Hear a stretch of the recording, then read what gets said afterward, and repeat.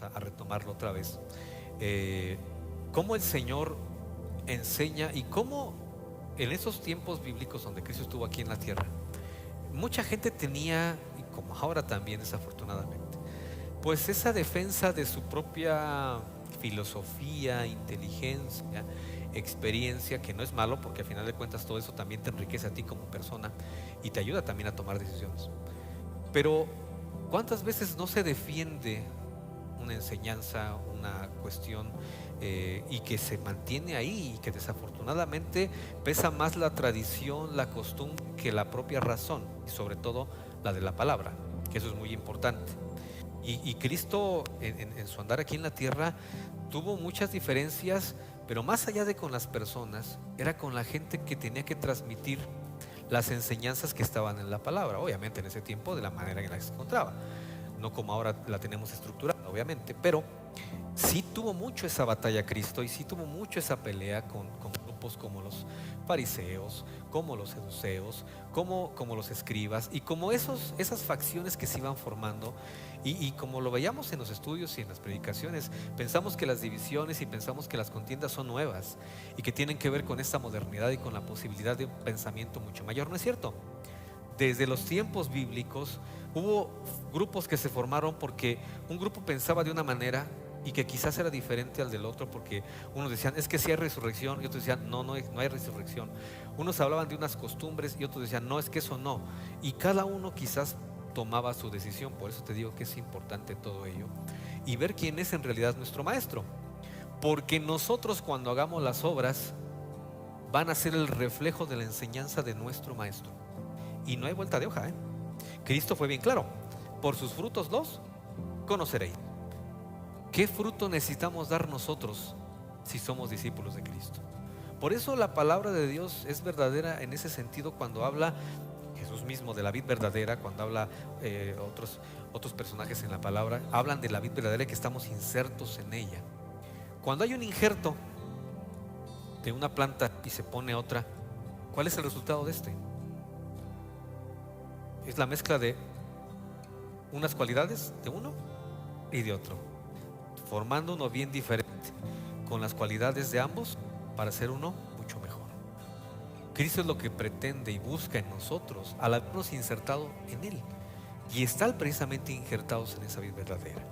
Por eso te digo que es importantísimo todo eso y a veces no lo vemos o no lo dimensionamos, o desafortunadamente nos perdemos en la tristeza, en el abandono, nos perdemos en el desosiego, en que se cumplió algo, en que no pasó algo. Hermanito, hermanita, habrá tropiezos, habrá tristezas, pero también habrá gozo, habrá alegría y habrá un equilibrio en todas ellas. Pero todo esto va a conformar algo que te he platicado, que tú y yo tomemos decisiones correctas y esas decisiones van a ser los frutos de la enseñanza de tu maestro. Por eso jamás he dicho que yo soy el maestro de nadie, porque el maestro de todos los que estamos aquí es uno y se llama Jesucristo.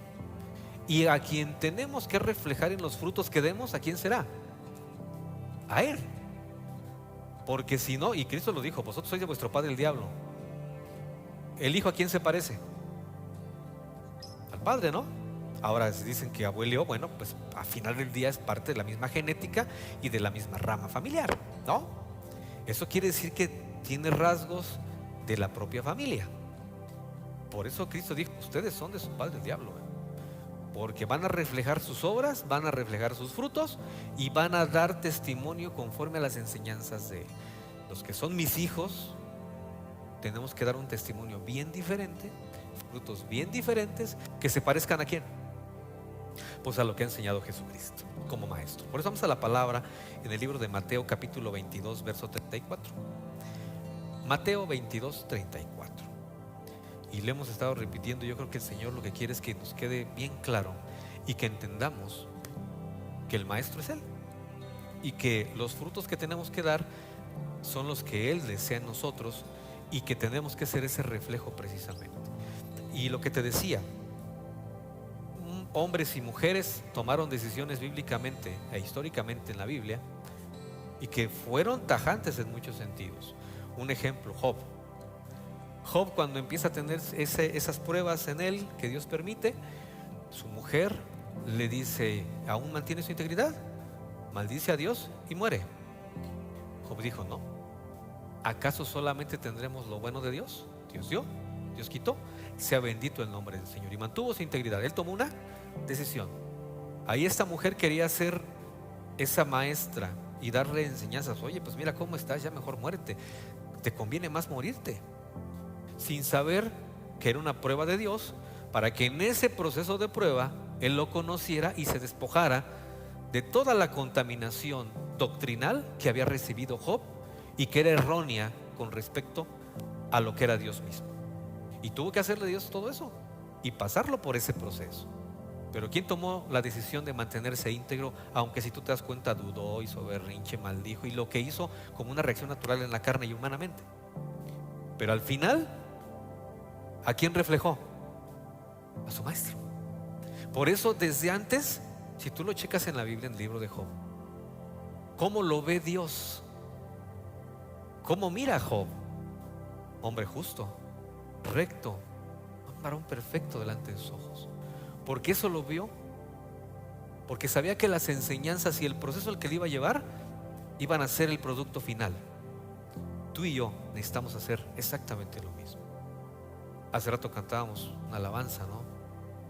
De donde remolinea, donde da vueltas David, donde se despoja de su realeza y donde mucha gente, incluida su propia mujer, le dice que cómo es posible que se haga vil a los ojos de los hombres haciendo eso.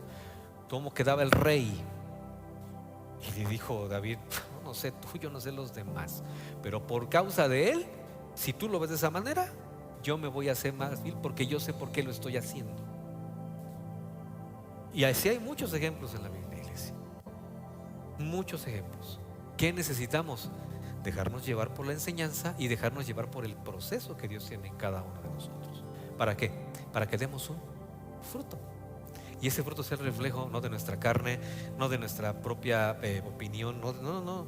Sea el reflejo de la enseñanza de tu maestro. Que eso es importantísimo. ¿A quién te quieres parecer? No te parezcas a un pastor, no te parezcas a un predicador, no, parécete a Cristo. Imagen y semejanza de Dios. Vamos a la palabra. Mira, habla, no sé qué título tenga, yo estoy aquí en la versión de las Américas.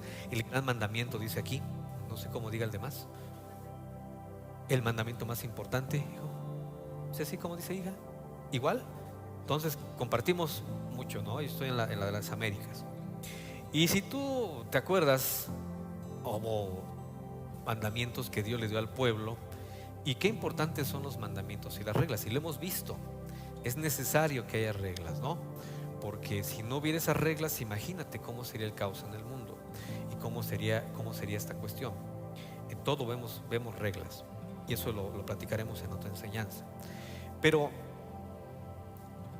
de esos mandamientos, de esas reglas que Dios les da, que se resumen básicamente en 10 de ellas, aunque tú sabes que los primeros libros de la Biblia desglosa muy bien la manera en que Dios quería que se comportara su pueblo para que se mantuviera alejado de impurezas, de contaminaciones, etcétera. Se resumen en esos 10 que Dios le da a Moisés y que Moisés comparte al pueblo. Hemos entendido también que la ley no era de Moisés, sino era de Dios para el pueblo a través de Moisés.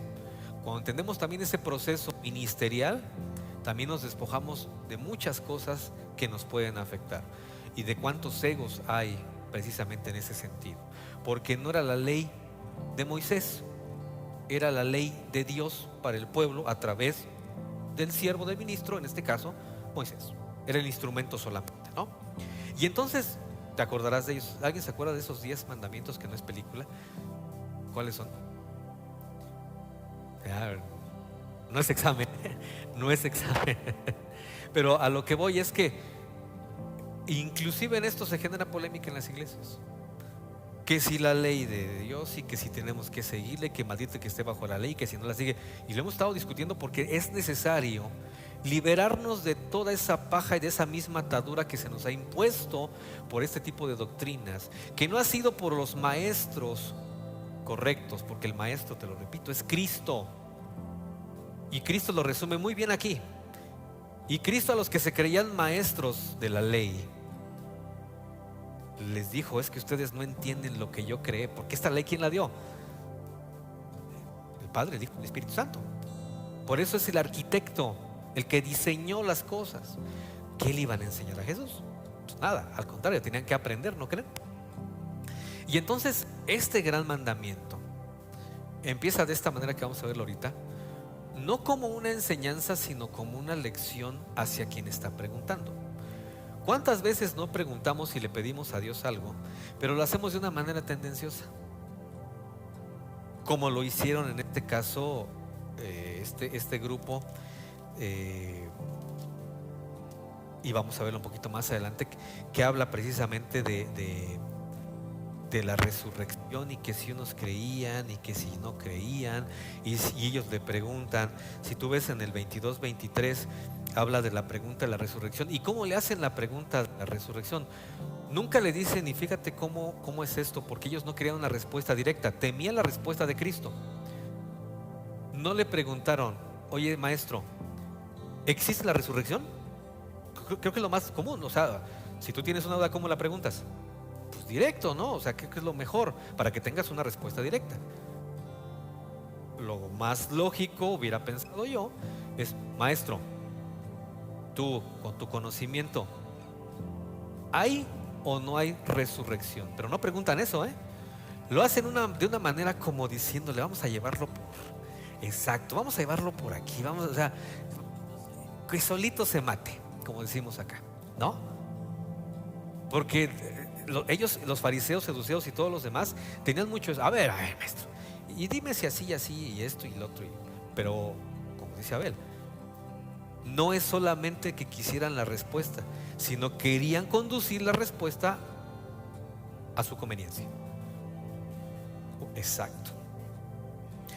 Querían evidenciarlo, o que dijeran: ya ven, él piensa como nosotros, los demás están mal. No existe eso, ya lo acaba de decir.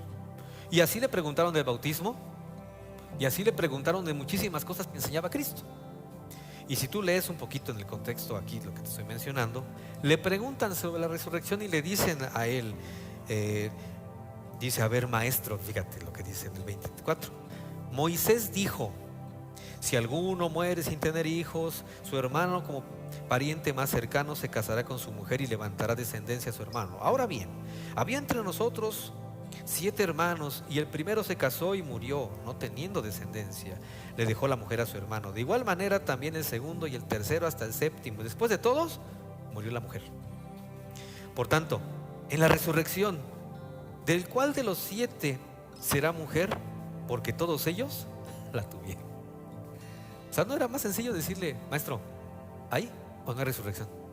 Le contaron una historia. Por eso, ¿cómo? Se inventaron una. Y por eso habla la palabra después, y el apóstol Pablo es claro en ese sentido, que no nos enganchemos con fábulas, que no nos enganchemos con cosas que no. Si tienes una duda, pregúntasela al Señor.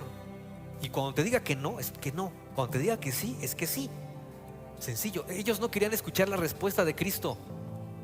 Querían, o una de dos: o evidenciarlo, o que les diera la razón. Porque no les preguntan eso, ¿eh? O sea, fíjate. Por tanto, en la resurrección, a ver, ¿creían o no creían en la resurrección? ¿Por qué le preguntaron entonces o no? Por tanto, en la resurrección, ¿sí te das cuenta la manera en que lo están planteando? O sea, si hay resurrección. Y la pregunta no fue si había o no había. La pregunta fue de ellos a Cristo: ¿de cuál de los 7 será mujer?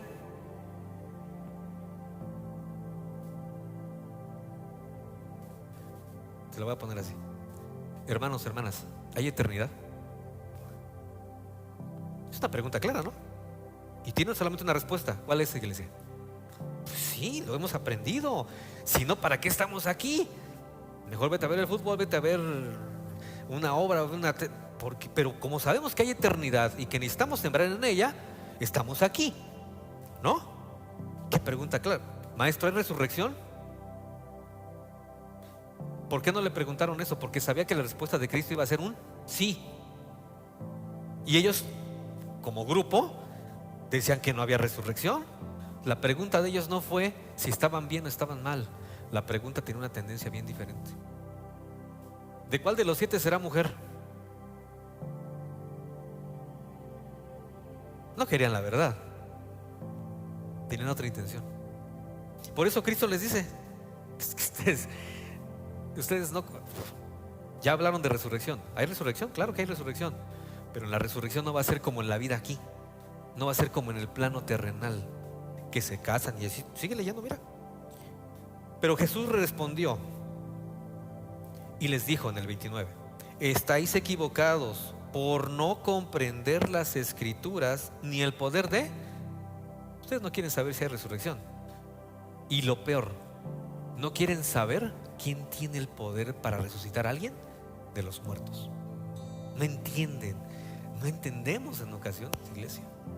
Y a veces no entendemos lo que pasa en nuestra vida, no entendemos las cosas, y cuando le preguntamos a Dios en oración, le preguntamos como saduceos, le preguntamos como fariseos, o pretendiendo ser maestros de la ley, cuando en realidad el maestro, ¿quién es?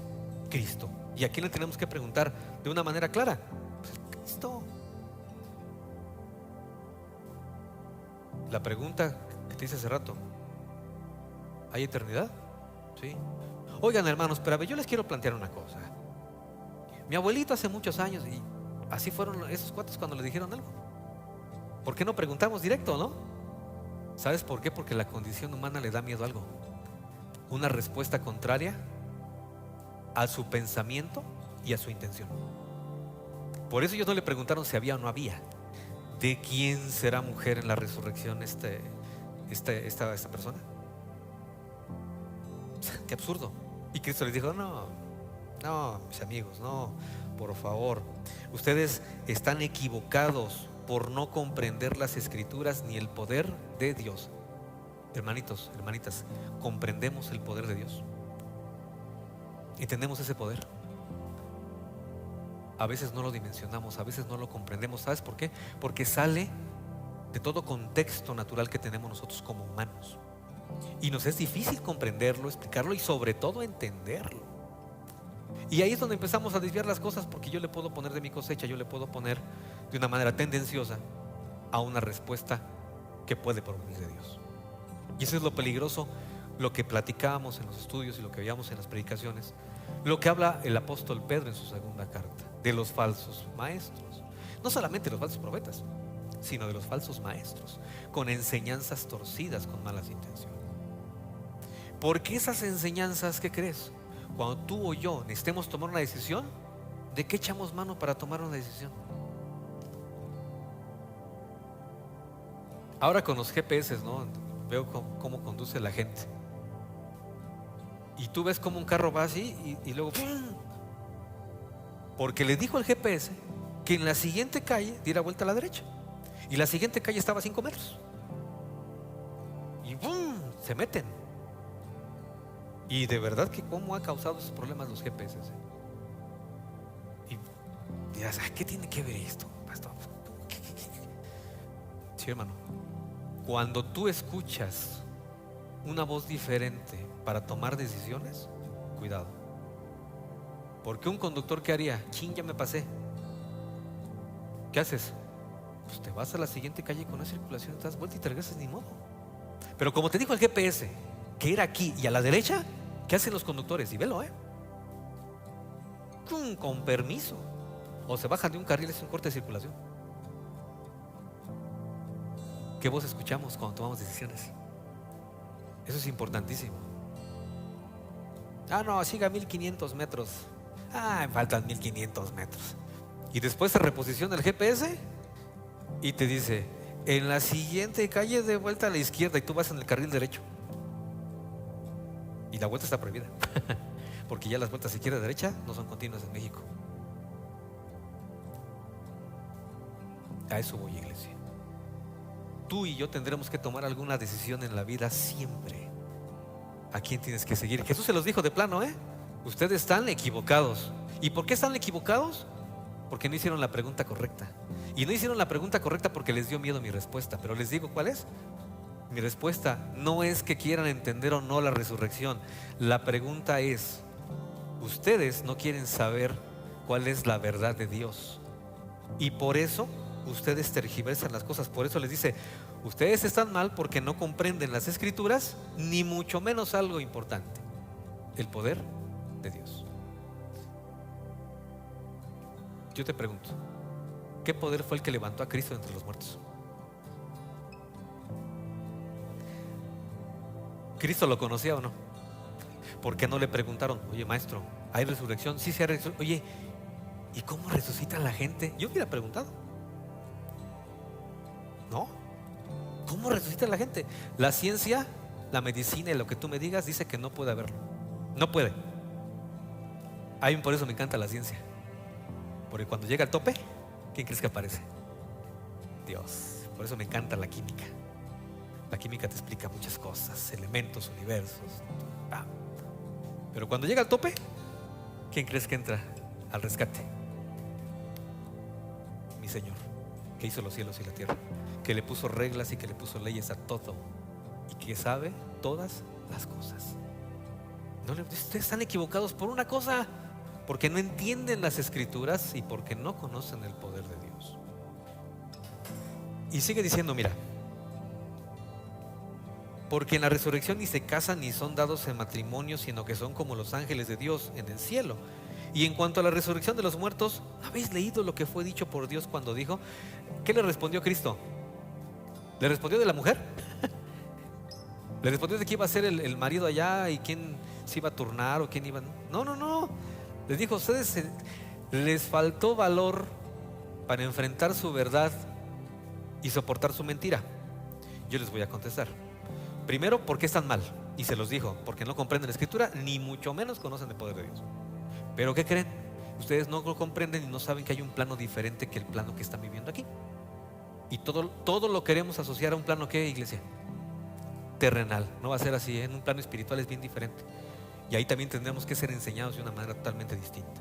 Y les dice, ustedes hubieran o querían preguntar si había resurrección o no.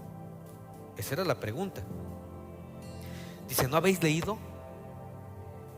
¿Tú crees que no leyeron la palabra?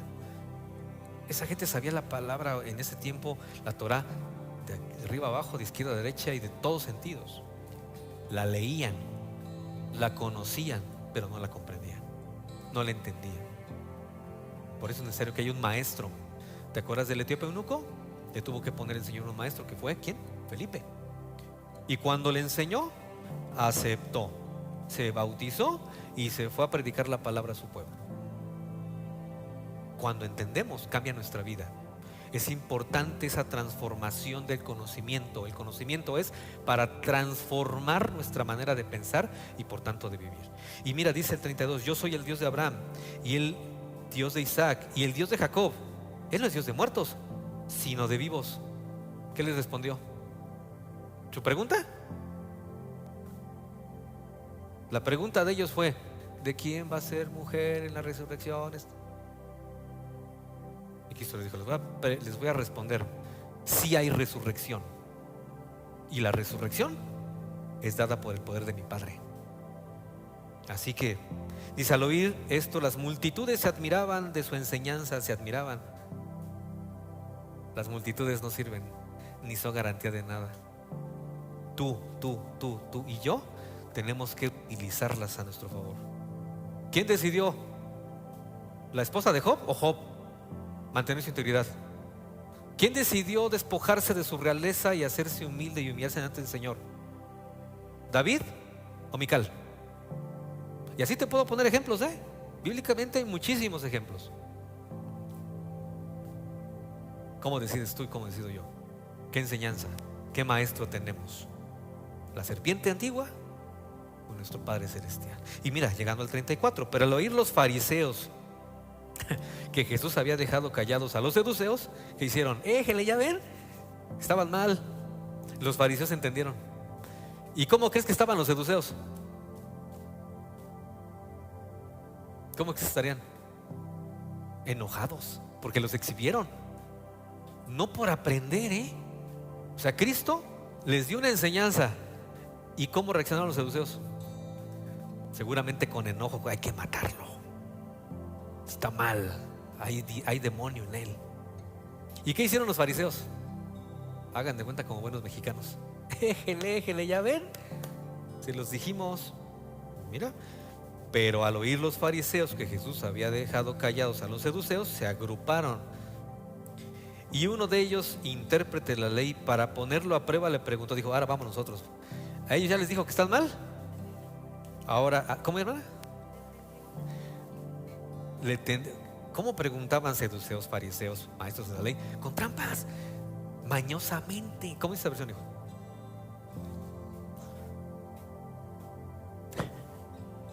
¿Qué dice la pregunta?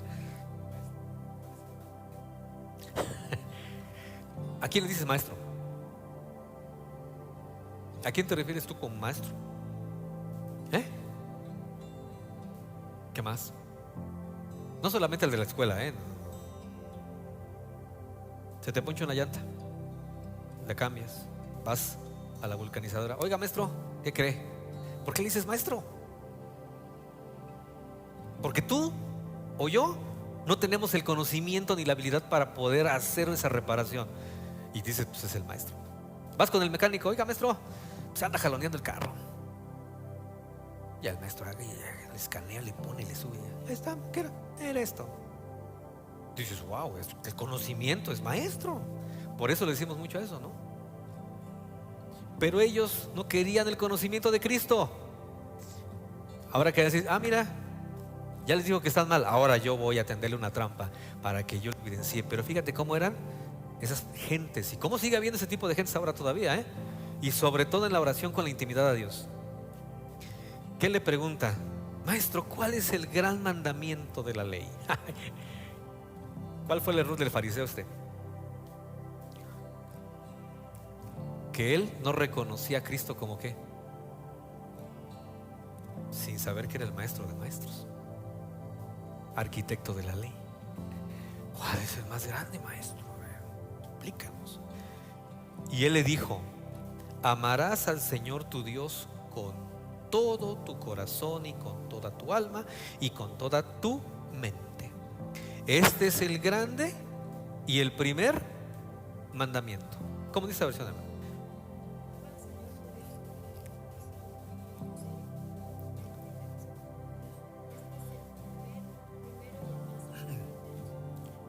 Gracias. No sé si notaste algo. ¿De qué manera contesta Cristo?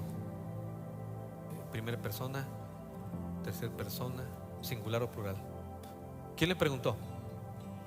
¿No el fariseo? Cristo no dice, fíjate el 37, y él le dijo. ¿A quién le dijo?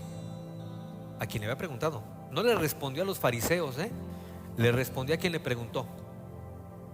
No dice la respuesta. No sé si te vas en la Biblia y en tu versión. ¿Sí viene así, hija? El 37, ¿cómo dice?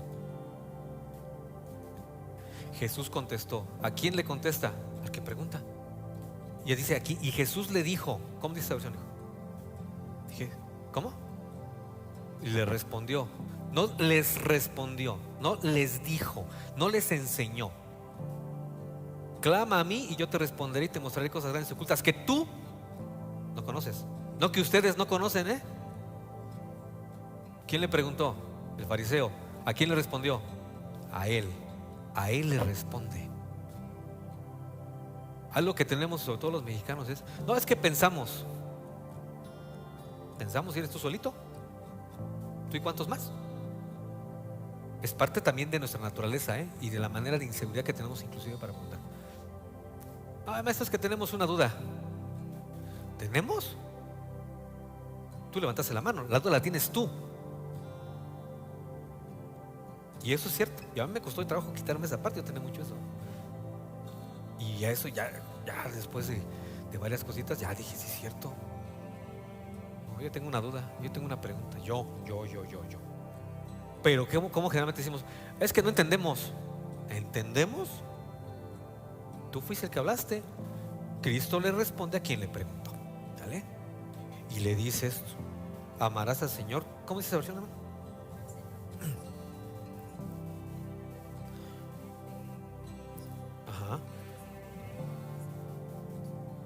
Es el primero y más grande de los mandamientos. ¿Pregunta contestada? ¿Sí o no? Pues sí, no. O sea, le preguntó, maestro, ¿cuál es el gran mandamiento de la ley? ¿Qué le iba a decir? ¿No desearás la mujer de tu prójimo? No quitándole importancia a ninguno de ellos, porque no están en orden. El primero tiene una connotación importantísima. ¿Por qué? Porque dice por sobre todas las cosas, no puede estar abajo de otras cosas. Sería ilógico, ¿no crees? ¿Por dónde tiene que estar? Pues encima de cualquier otro tipo de cosas. O sea, ¿cómo le preguntas eso? ¿Y después qué dice, hermana?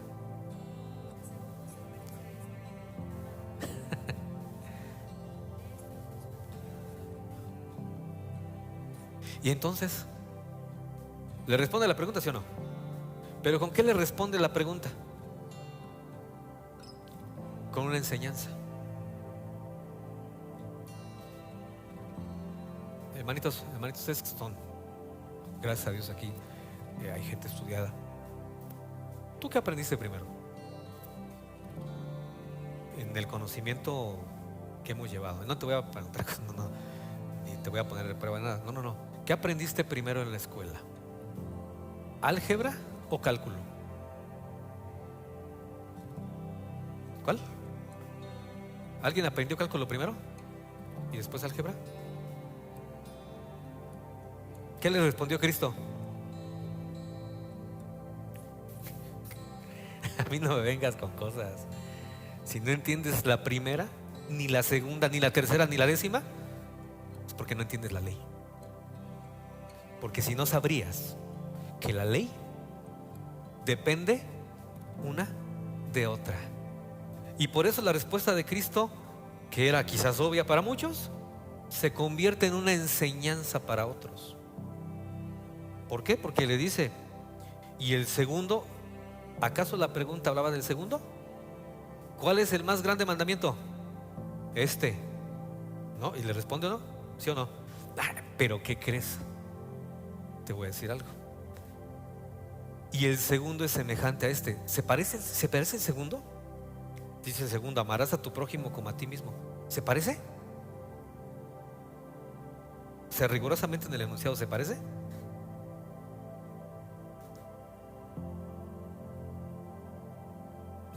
Pues no, pues es que amar a Dios. Y cuánta gente, no, yo hay que amar a Dios. Pero mi hermano, uy, ese hermano es, uy, de veras que no me digas que amas a Dios si aborreces a tu hermano. Y lo dice la palabra después, ¿cierto o no? Por eso no entiendes la ley.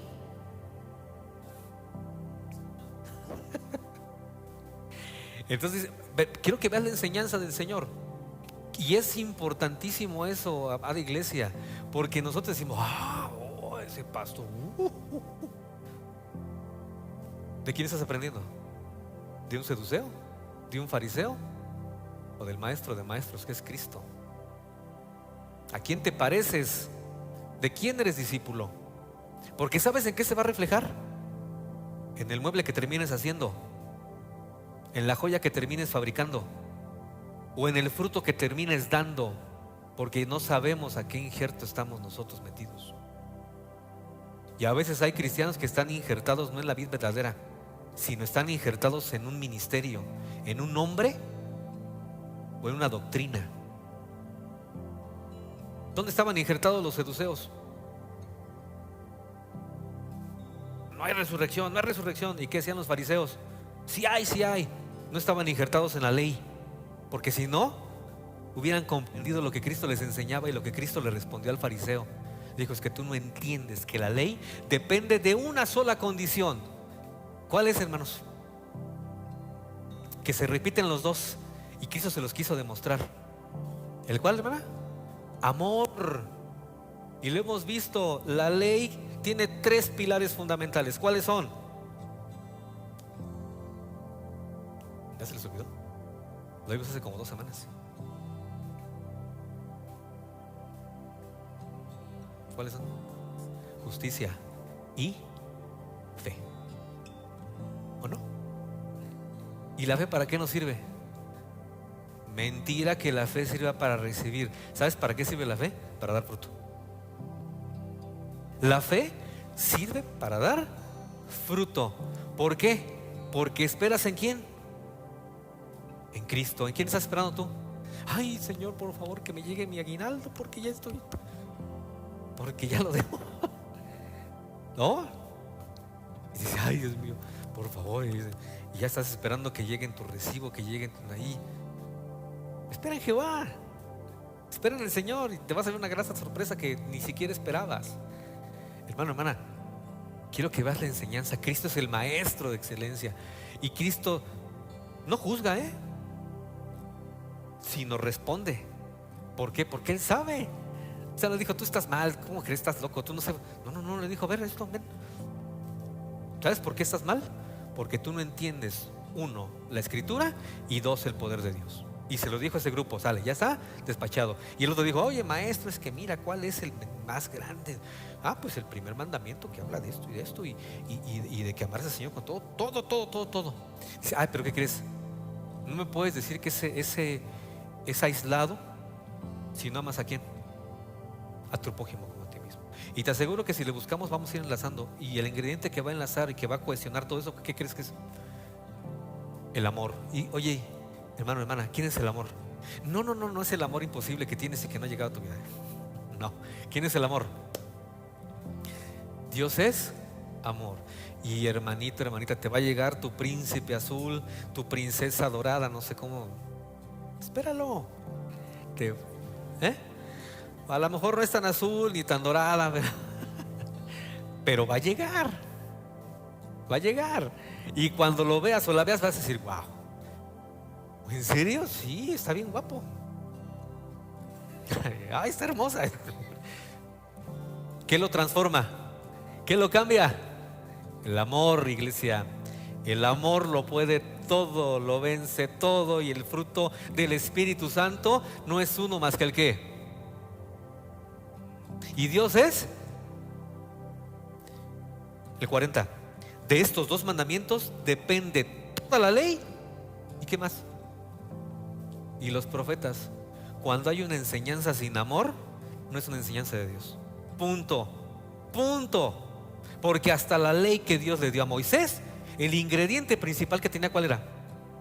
No era lapidar, no era diente por diente y ojo por ojo y chipote por chipote. No. ¿Era qué? Amor. ¿Quién lo tergiversó? ¿Quién lo torció? Seduceos, fariseos, maestros y un Ochoa que andaba por ahí diciendo que era pastor y que lo tergiversó todo. Pero Dios es amor. Y esa es la máxima enseñanza. Dios es amor, amada iglesia. Y no tenemos que olvidarnos de eso. Entonces, ¿en qué podemos decir que se define todo esto? Pues sencillo. En amor. Vamos a ir terminando. Vamos a Juan 13:31. Iglesia, por favor.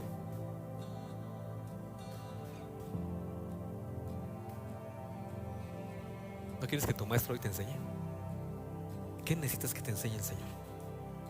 ¿Qué necesitas que el Señor te diga? Mira, esto es de esta manera. La iglesia, ¿sabes cómo es? Es como cuando no entiendes en la escuela una materia y dice tu mamá o tu papá, no, creo que necesitas clases particulares, y buscan un maestro. A la iglesia venimos, por aquí está el maestro de maestros que se llama Cristo y Él nos enseña. Juan 13:31. ¿Lo lees, hermana, por favor?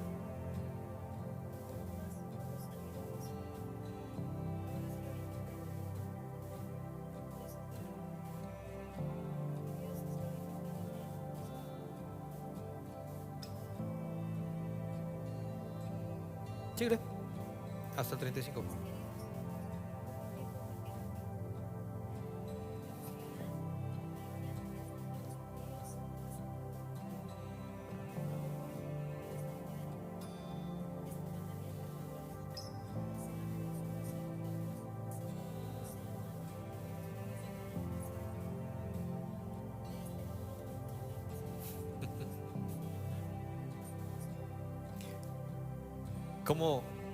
¿Cuál es el fruto que damos los discípulos de Cristo? La enseñanza de que todo tiene respuesta. Pregúntale al hermano, porque si no lo sabe lo inventa, pero lo inventa bien que te convence. ¿No? ¿Qué es lo que nos significa los que somos discípulos de Cristo? ¿Qué? Está bien. ¿Está? En esto conocerán todos que sois mis discípulos, si os tenéis amor los unos a los otros. No que dejes de cumplir la ley, porque la ley es amor, ¿eh? Tiene un pilar también que es el amor. Pero qué importante es esto. ¿Qué sentiría Cristo al saber que una gente cercana a Él lo traicionó? Ya lo sabía, ¿eh? Solamente aquí lo venció. ¿Y cómo sentiría Cristo que ese hombre no solamente lo iba a traicionar en esta parte, sino lo iba a entregar? Y Cristo ya lo sabía, lo repito. ¿Quién se lo dijo? El Padre. Tan es así que cuando ora más adelante, en Juan 17, dice: de todos los que me entregaste, solamente uno, que era el hijo de perdición, que ya venía así. Los demás, Señor, dice: mira, aquí están, te los entrego. No, ya lo sabía. Qué importante es el saber, hermanos. Te da claridad, te da seguridad, te da tranquilidad y te da paz. ¿Qué pasa cuando no sabes en tu trabajo, por ejemplo, si va a haber recortes y te vas a ir tú? ¿Cómo te sientes? ¿Estás bien tranquilo? Sí. No. Y hasta que dice: no te preocupes, te quedas, este es tu contrato. Qué importante es el saber. Qué importante es el conocer de la palabra. Qué importante es no que nos platiquen lo que significa la palabra, sino que entendamos el significado de esta palabra.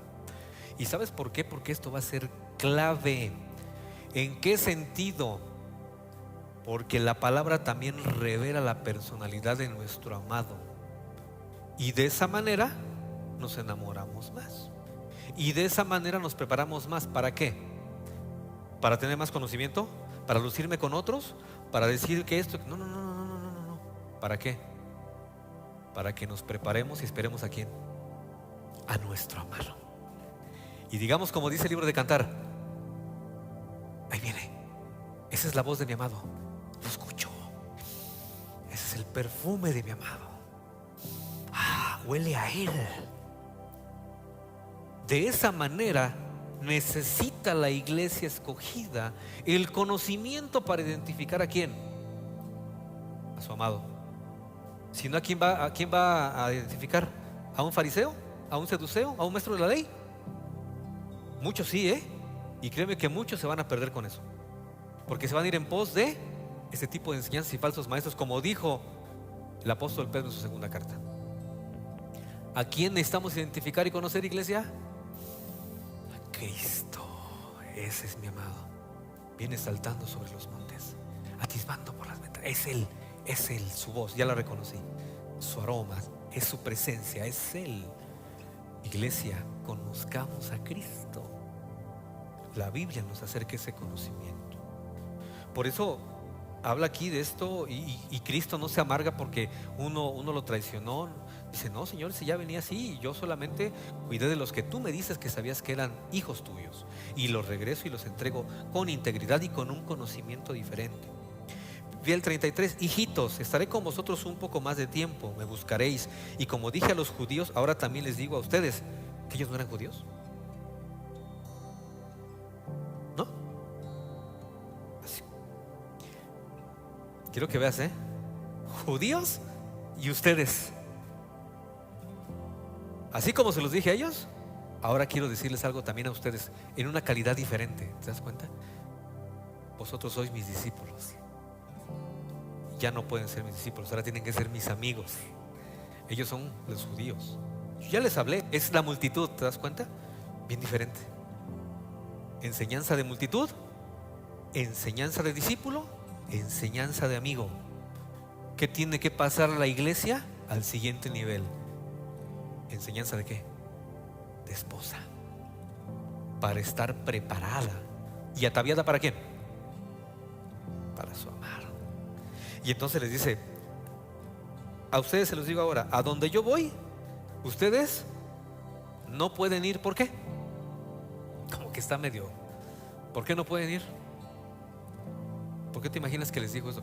Quiero que veas una cosa, las enseñanzas de Cristo son siempre verdaderas, nunca engañan. No se preocupen, ustedes tranquilos. No, ya se los dije a ellos y ahora les enseño a ustedes el por qué no pueden ir donde yo voy a ir ahora. ¿Por qué? ¿Por qué no podían ir los discípulos, iglesia? Tú y yo incluidos, tú y yo incluidos. ¿Por qué no podemos ir donde fue Cristo aquí? Como dice. ¿Por qué? Porque Cristo pasó por las dos muertes. La primera de ellas en la cruz. ¿Y la segunda? Él sí fue al lago de fuego y se quemó. Por eso ustedes no pueden ir ni pueden seguirme a donde yo tengo que ir para hacerlos libres y pagar el precio de ustedes. No pueden ir. ¿Me entienden por qué? Porque tengo que morir. No solamente en este plano, sino en el otro. Y que el poder supremo del Padre, que los saduceos no entendieron, sea el que me levante y no yo mismo. Por eso la Biblia dice, porque el poder del Padre el tercer día lo levantó de entre los muertos.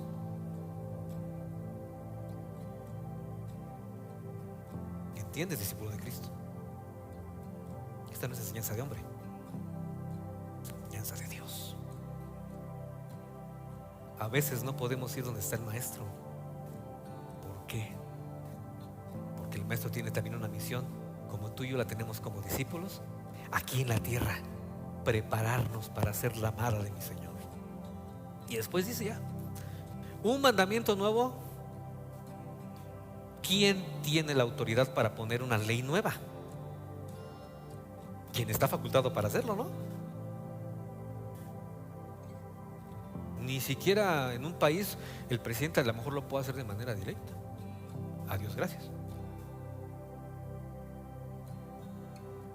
Porque con esa facilidad ve la autoridad, les doy un mandamiento nuevo. Ojo, pero no se los di a los judíos. ¿A quién se los dio? A mis amigos. ¿No que a un amigo le das todo? ¿Por qué les das mandamiento? Porque mandamiento es un consejo de vida. Les doy un mandamiento nuevo a ustedes, amigos: que os améis los unos a los otros como yo los he amado.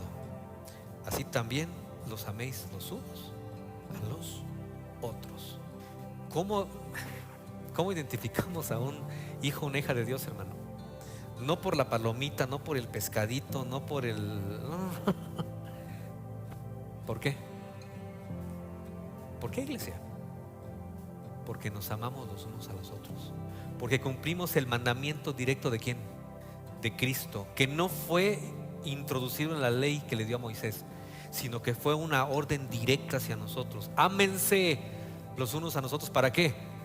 Para que seamos identificados que verdaderamente somos ¿qué? ¿Qué? Discípulos de Cristo. ¿Quién es tu maestro? No, mi maestro es él, porque no, hombre. Bueno, eres su discípulo, pero de Cristo no. Iglesia, esta enseñanza es la que le dio a judíos, fariseos, saduceos, pero que les regaló como un precioso don de entendimiento a los que estaban cerca de él. ¿Por qué esto no se los enseñó cuando estaba Judas ahí? ¿Sí viste?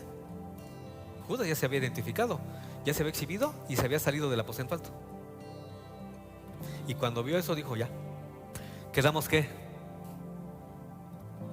Puros amigos. Ahora sí les voy a repetir, les voy a enseñar el trasfondo de lo que a los judíos les mencioné solamente.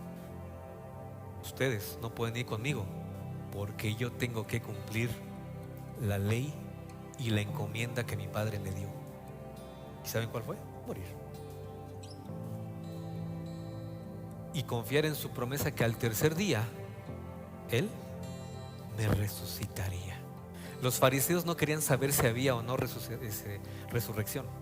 Los fariseos no querían saber si Cristo sabía o no de la ley. Querían defender sus posturas y su conocimiento. El maestro dijo: no. ¿Quieres conocer? Ahí está la respuesta. ¿Quieres saber? Ahí está la respuesta. ¿Quieres ponerla en práctica? Entonces vas a ser mi discípulo. Y tienes que entender que hay cosas y lugares en los que no puedes estar tú junto conmigo. Amada iglesia de Cristo, tú y yo, discípulos, somos del Maestro. Y eso nos va a ayudar a prepararnos para qué. Cristo ya viene. Regocíjate, iglesia. Brinca. Prepárate. Atavíate. Que tu Señor te vea bien. ¿Te acuerdas cuando va a buscar el siervo de Abraham esposa para su hijo? Nunca lo he visto, pero dice que cuando lo vio a lo lejos, dijo: ese es.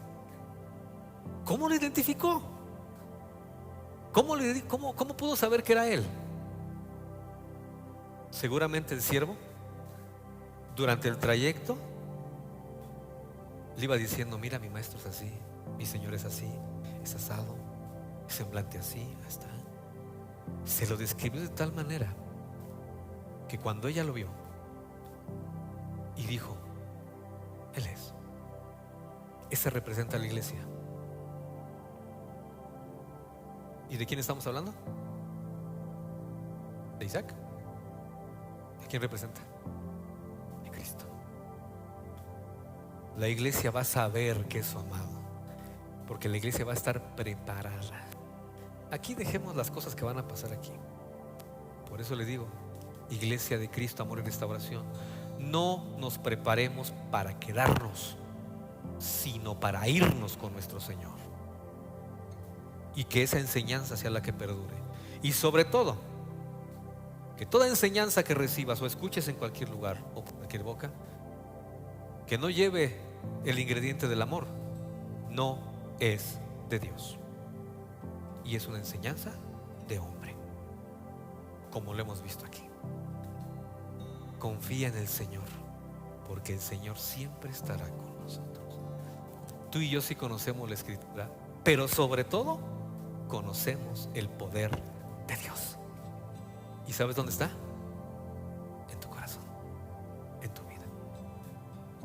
Si estás triste, desanimado, no sé cómo vengas hoy, que Dios quite todo esto, lo desarraigue de tu corazón y ponga ese amor que es su presencia bendita en tu vida.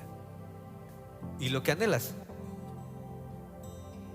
sí, Dios está poniendo algo en este momento en tu mente, ese anhelo, ¿verdad? Es para que se lo pidas a Él. Eso que está pasando en tu mente ahorita, ese flashback que tuviste, eso es de Dios. Así inclina tu rostro un momento y cierra tus ojos, por favor.